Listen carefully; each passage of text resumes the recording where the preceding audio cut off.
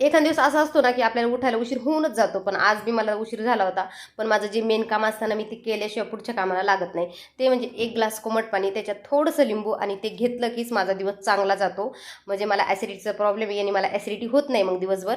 त्यानंतर लगेच इथं मी स्वयंपाकाला लागले होते. साईडला मी पीठ मळून ठेवलं होतं, इकडं लगेच बटाट्याची भाजी बनवून घेतली होती. तर आज होता मंगळवार, आणि मंगळवार जमलं तर माझा उपवास असतो, आणि म्हटलं चला थोडासा साबुदाणा भिजू घालू. कारण की हे साबुदाणा भिजू घालायचं मला रात्री कधी लक्षातच राहत नाही. आपल्या जोडीला कोणाचा उपवास असताना तर आपण आवर्जून भिजू घालतो, आणि एकटीचं जर असतं ना हे लक्षातच राहत नाही, हे मात्र खरं आहे. त्यानंतर मी लगेच इथं चपात्या बनवायला घेतल्या. चपात्या होत्याचे तेवढ्यात आमच्या दारातून आवाज आला गाईचा. कारण की रोज नाही गाय काय करते, आली की पहिले आवाज देऊन घेते तिच्या भाषामध्ये, आणि तशी बी तव्यावरची जी पहिली पोळी असते ना ती मी ह्या गाईलाच देते. आणि माझ्या दारात डेली ही गायच येते. त्यानंतर बाकीचे जे कामं राहिले होते माझे ते पटापटा म्हणलं आवरून घेऊ. कसं एकदा जर बसलं ना मग टाईमपास होऊन जातो, आणि टाईमपास झाला की मग तर कामं दिवसभर चालतात. त्यानंतर बाकीचं सगळं आवरलं होतं, पण परत फराळ पाणी झालं, परत भांडे पडले.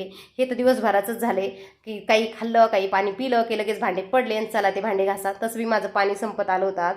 त्यानंतर म्हटलं चला थोडेशा अनर्शासाठी ना तांदूळ भिजू घालू. कारण की अधिक मास लागून ना 15 दिवस तर झाले, आता राहिले 15 दिवस. तर ह्या 15 दिवसामध्ये माझा देवाला नैवेद्य गेला पाहिजे, आपला एकदा तरी धोंड्याचा नैवेद्य गेला पाहिजे. कारण की काही काही नाही दोनदा धोंडे बनवता, म्हणलं माझे एकदा तरी झाले पाहिजे. त्यासाठी तरी मी तांदूळ घेतले, चांगले स्वच्छ धुतले, आणि त्यानंतर ना ते त्यात पाणी टाकून भिजू घालून साईडला ठेवून दिले.